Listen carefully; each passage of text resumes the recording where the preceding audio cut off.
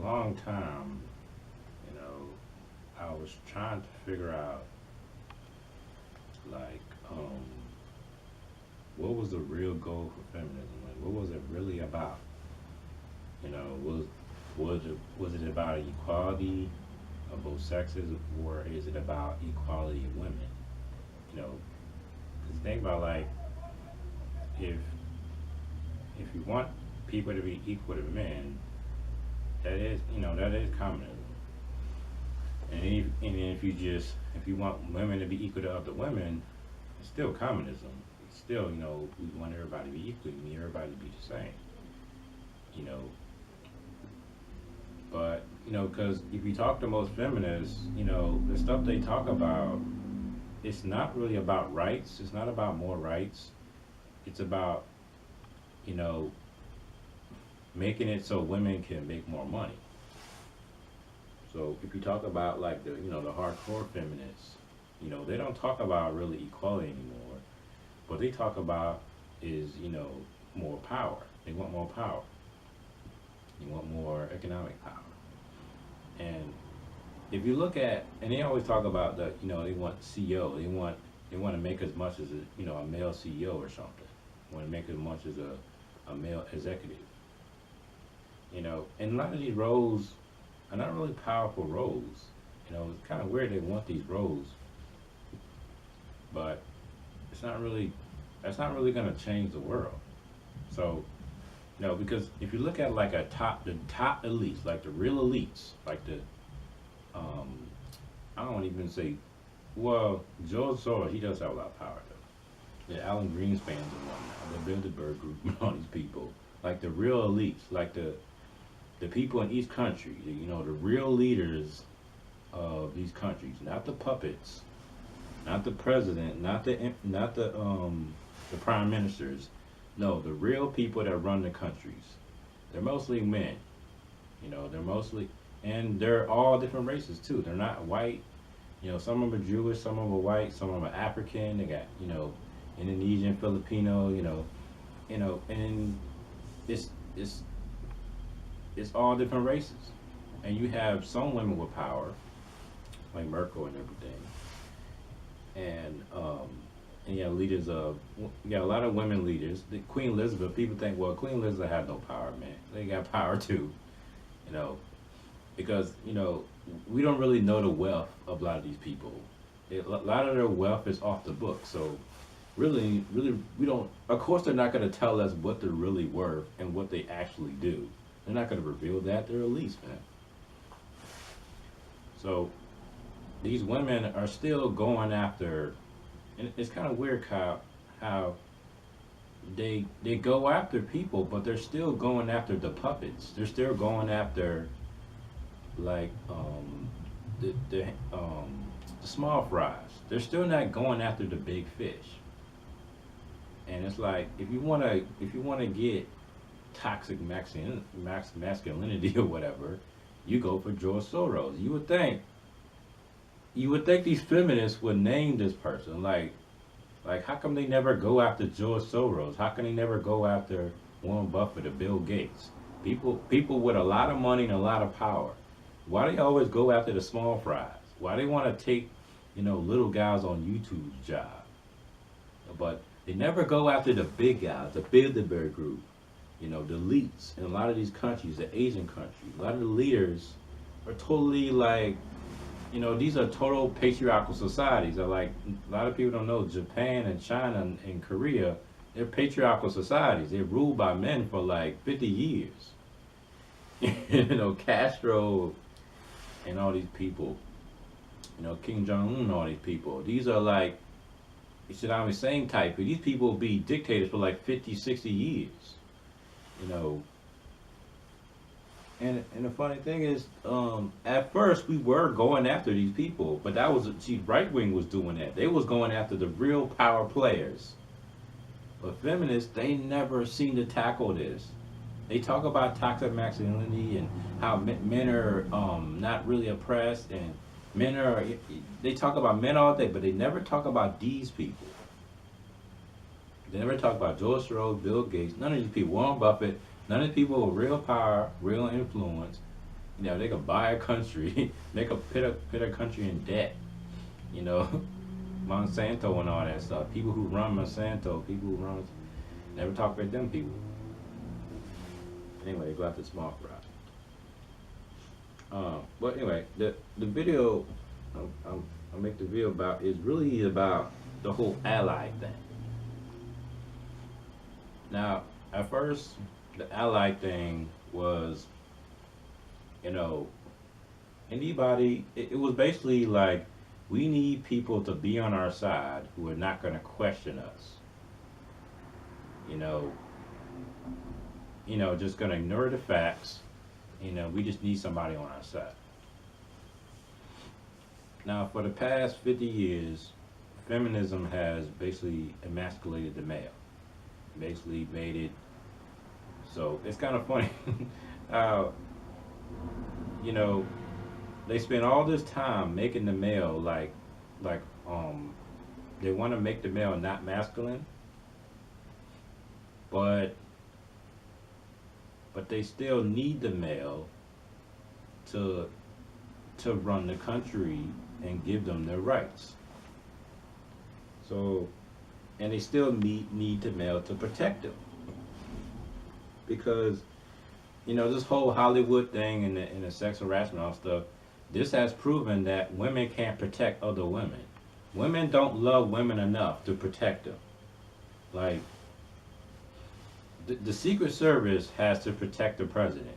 Meaning, like if somebody tries to shoot the president, the Secret Service has to jump in the way and block the bullet, and so this president won't get shot. This is the role of Secret Service. He has to die for the president. Do you really think a woman will took a bullet for a man? I don't think so. I haven't seen that ever. Now, I don't hate women and I don't dislike them. But both sides, we have to be better. You know. Anyway, what I'm saying is the whole ally thing. Ally is code for we need men. Because, you know they have made all the men mad. They know that they've done that. They know that they made women weak. They made women weak. They made men weak. They're making everybody weak. They're making people not wanting, like each other. But at the same time, you still need men to protect you. So here's a funny thing. If you look at that humongous fiasco, here you got a woman, right? She goes up to this guy and she asks him his name, and he says humongous or whatever. And humongous just means you're fat or whatever. It's a fat joke. Fat dag joke. Now, she starts to yell out, he's sexually harassing me, right? Now, who does she call to help her? She calls the security. Well, first she calls the women. She calls the women over. Okay, this guy sexually harassed me, and then she realized that they're not doing anything. And then the security comes over, and she's yelling at security, "You're not doing your job. You need to arrest that guy. You need to get rid of that guy. He sex harassed me."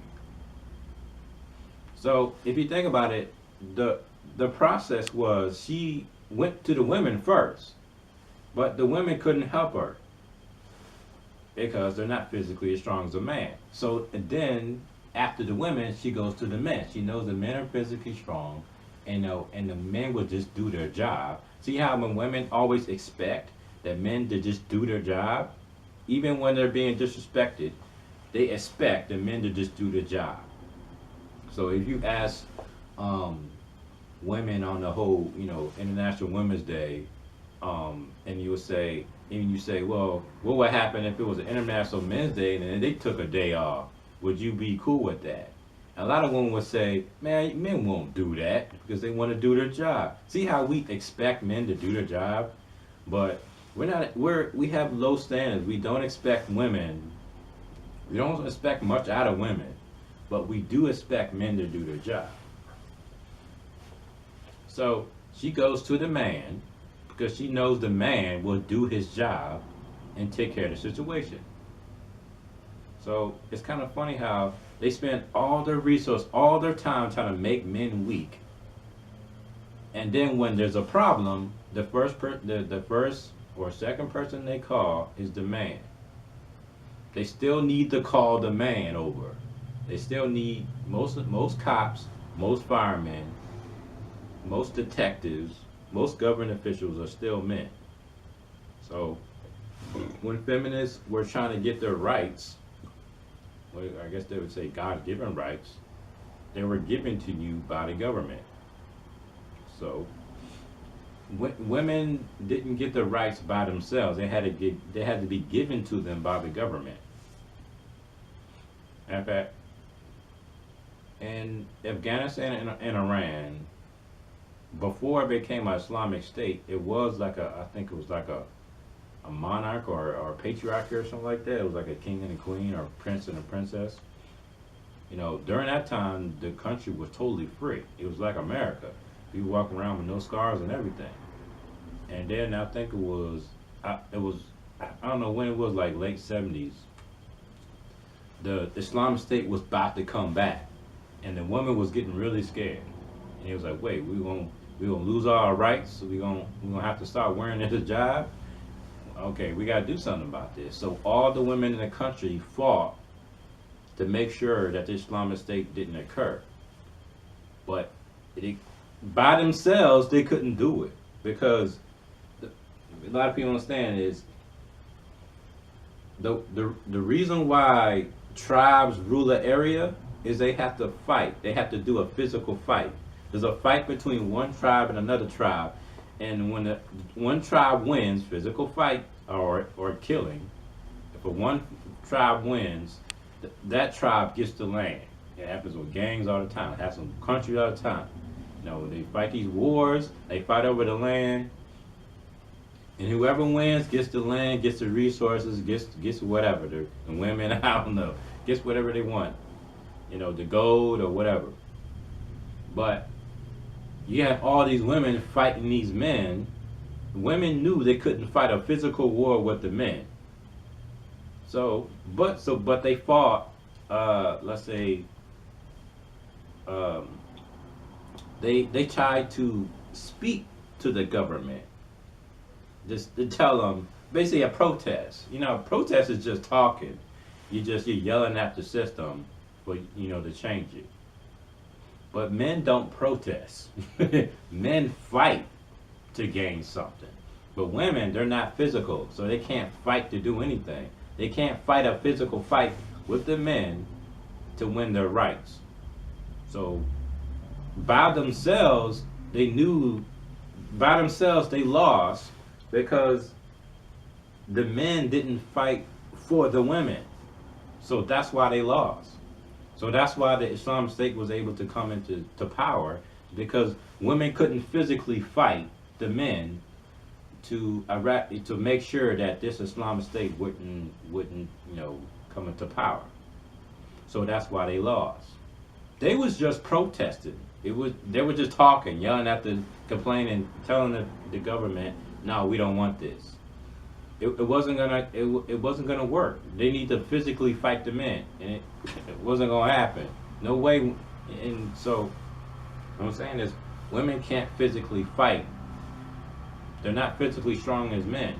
So they knew they lost, so they gave up. But the only way it would work is that they would need the men. They would need the men to fight for them. So they can fight the government, or they can suppress the government, or stop the government to come into power. So if they had that, if they had the men on their side, then it would have worked, and it would be no Islamic State. So I guess what I'm saying is that women need men. Women know that if you make the country weak, if you make the men weak, anybody can come in and conquer you. It happens all the time. When you make the men hate the women, and then you make the men not want to protect women or need women, or you make the men weak or like the women, then anybody can come in and conquer. It happens all the time in poor neighborhoods. The reason why, you know, poor neighborhoods get corrupted so easily is because all the strong men are in jail. All the strong men are, all the warriors are in jail or dead. And it's just, but basically a bunch of women around. And these women can't physically fight or the other men that come in. Or, other influences that come in. The government comes in and basically corrupts the whole system of the education, corrupts the whole system of the police, corrupts the whole system of, child care, jobs. It corrupts everything. Everything gets corrupted, and there's no men to speak up because usually men in poor neighborhoods have way more knowledge than the women. So, and then you have a lot of violence because when there's a lot of excessive violence, too much violence, eventually it's going to get to the women. Most of the time the thugs will still protect the women because they still need them, for like needs or whatever. So they'll still protect them. But